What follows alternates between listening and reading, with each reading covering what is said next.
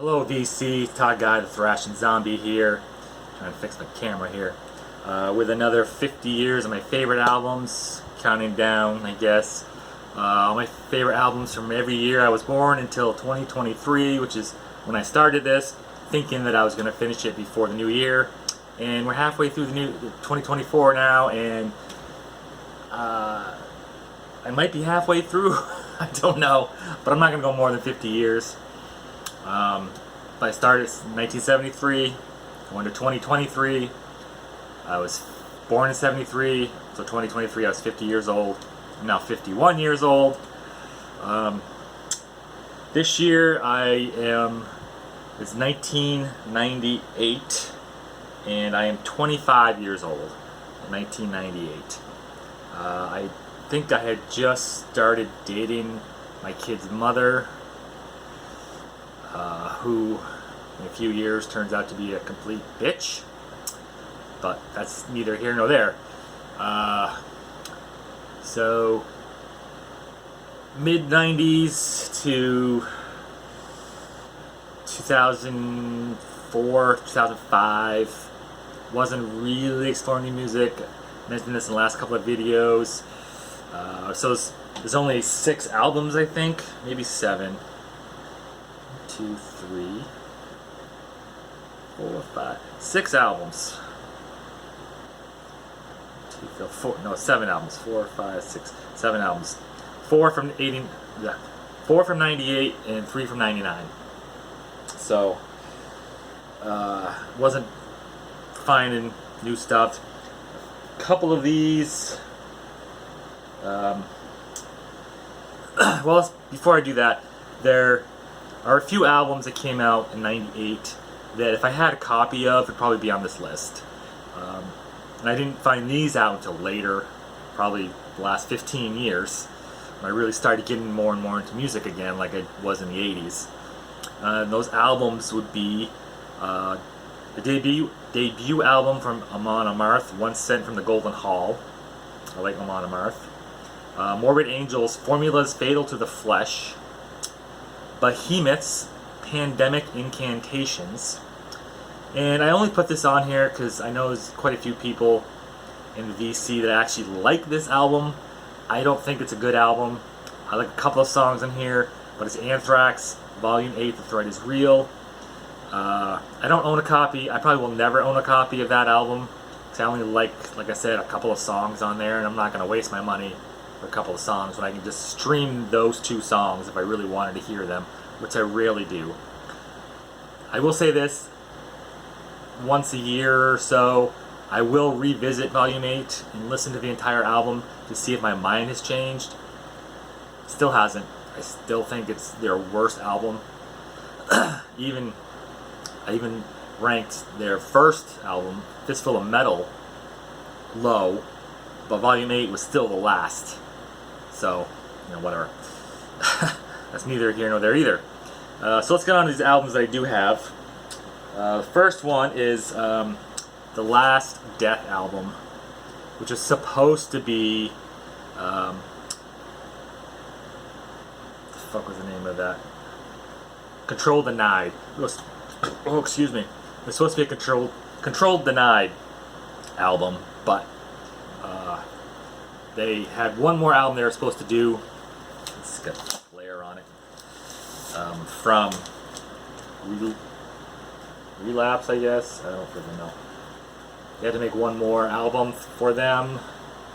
And yes, I stuck the sticker right on the jacket. I don't give a shit. You can get this pretty much anywhere. It's not going to be a rare album. It's the spin wheel. So, I see this quite often in places, so whatever.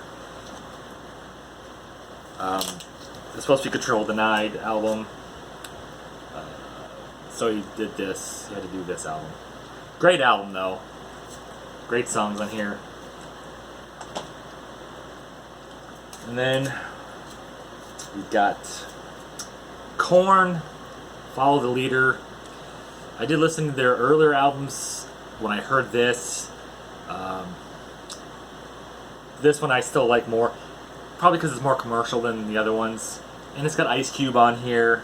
doing a song with them, Children of the Corn, and a song with Limp Bizkit where Fred Durst and what's the lead singer of Korn, I don't remember. Doesn't matter. Where they basically rib on each other, which is hilarious. It's called All in the Family. I always love that song.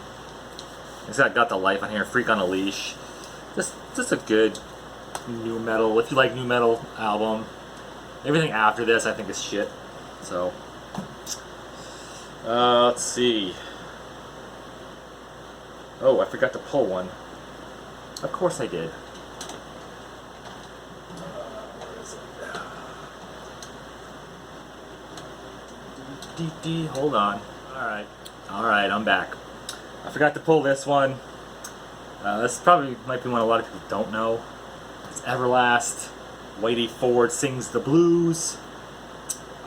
It's a white guy doing rap, hip-hop type stuff. Honestly, not as good to me as Eminem, but it's still a decent album.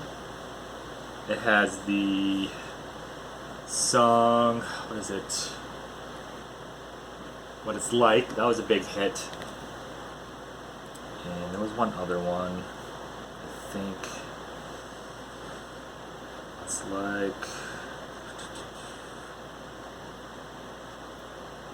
I don't know what there was. They had another one too that was, they had another one that was pretty big as well.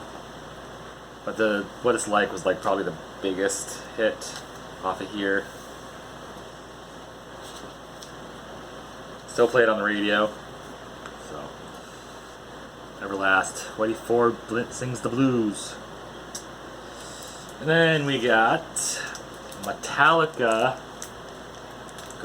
Garage, however you want to say it, where you park your car inside, garage, I don't know, however you want to say it, Garage Inc. This was after Load and Reload and just before Saint Anger. They did a bunch of cover songs. This is a 3-record set, but I do like most of the songs and the new stuff of it's got Free Speech for the Dumb, It's Electric, Sabracadabra, which is not actually Sabracadabra, it's a mix of 2 songs from Black Sabbath. Turn the Page from Bob Seger? I think it's Bob Seger. Die My Darling from the Misfits, Loverman. Merciful Fate is a melody of a bunch of different Merciful Fate songs. Astronomy by Blue Oyster Cult. Whiskey in the Jar from Thin Lizzy. Tuesday's Gone. I forget who sang that.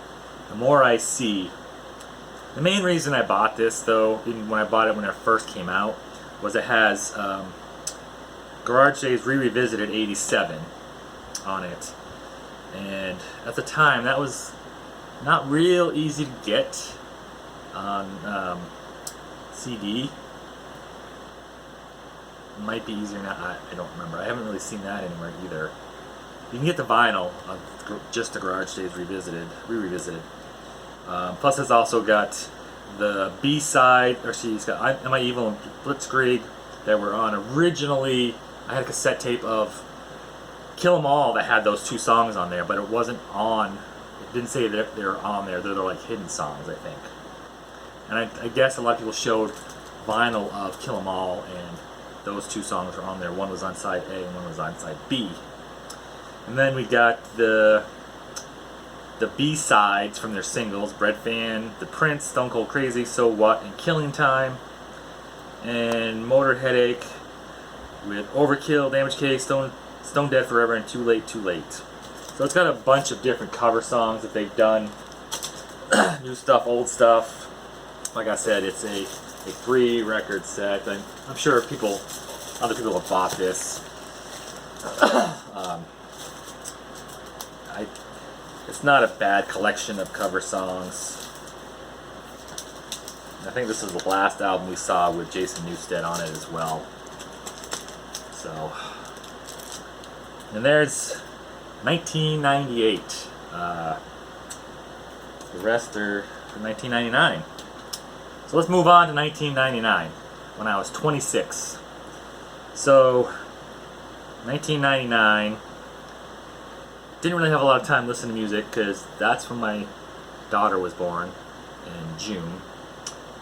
And we were doing stuff to get ready for her to be born. Wasn't really listening to a lot of music and stuff. Plus dealing with the bitchiness of my bitchy ex being pregnant, so she was even worse of a bitch. So there was that. But there was one album that I did listen to at the time because it was on the radio, and I listened to that in the next few years as well. But other albums that came out that I don't have copies of would be Nevermore, Dreaming Neon Black, Flotsam and Jetsam, one of my favorite bands, Unnatural Selection, and I thought I had a copy of this, Eminem's first albums, the Slim Shady LP. I don't have a copy of that either.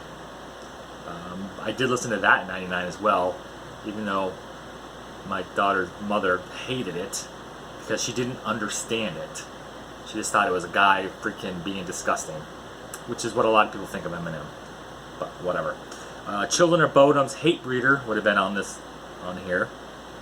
Early Children of Bodom I love. And Behemoth Satanica. Behemoth was putting out albums every year apparently back then. So those are the ones I would have had on here if I owned copies. I'm looking for a copy of Flotsam and Jetsam's Unnatural Selection on any format, honestly. But hopefully they release those on vinyl at some point. That'd be great. Anyway, on to the ones I do have. Third album from Rage Against the Machine. This is The Battle of Los Angeles. This has got Guerrilla Radio on it. Calm Like a Bomb. Voice of the Voiceless. War Within a Breath. This is an album I don't really know. I don't really have a lot of favorite songs on here. I haven't really listened to this one enough compared to the first album, honestly. But this is a good album. Now this is an album I listened to back then. Listened to it so much because to me it was like the rock version of Eminem. Eminem had a lot of, if you listen, I'm going to go on a little bit tangent here, a rant. Listen to a lot of Eminem's deeper cuts, not the stuff that was popular on MTV and the radio. He's got other songs where he's got a lot of emotion, a lot of hurt in his lyrics. You just have to listen to the lyrics and kind of understand what he's saying, which a lot of people don't get. Like I said, they think he's just being a homophobic, disgusting person. But a lot of his deeper cuts have a lot of emotion and a lot of feeling and hurt in those songs. Whereas Linkin Park also, this is Hybrid Theory, a lot of Linkin Park songs are also the same way. They have a lot of feeling, a lot of hurt to them. And after Chester's death, you can even feel it even more. You can say whatever you want about Linkin Park. You don't like Linkin Park, that's totally fine. A lot of people don't like Linkin Park because of the music, whatever. It's totally fine. Like what you like, don't like what you don't like. But like One Step Closer, Crawling, By Myself, in the end, all very emotional, freaking hurt.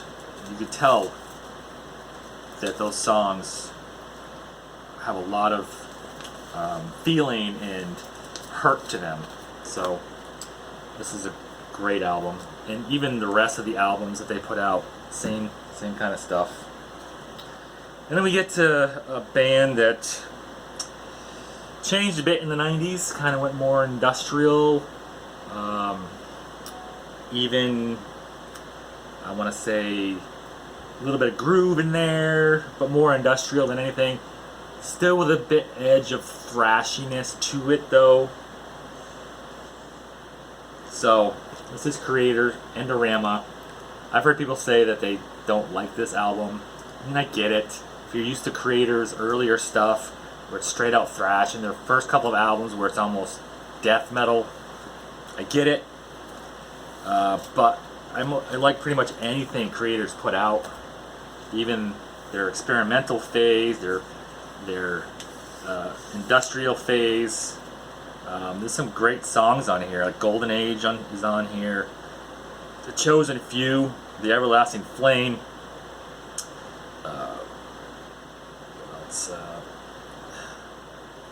This isn't the one I thought had the other songs on there. Everlasting Flame, Passage to Babylon. It's a 2-record set. I mean,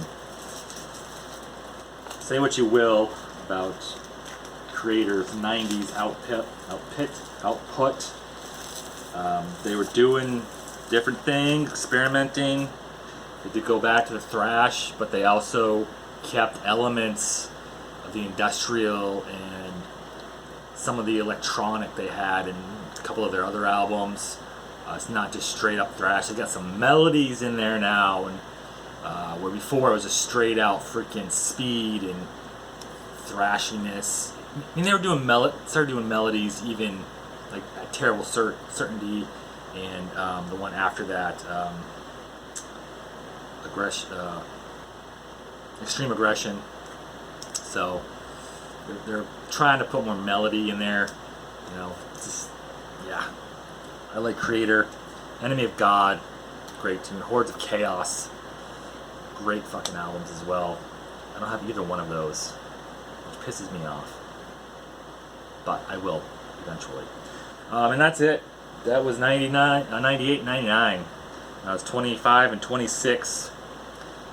Next up, 2000, 2001. So we'll see. We're getting closer. 23 more years.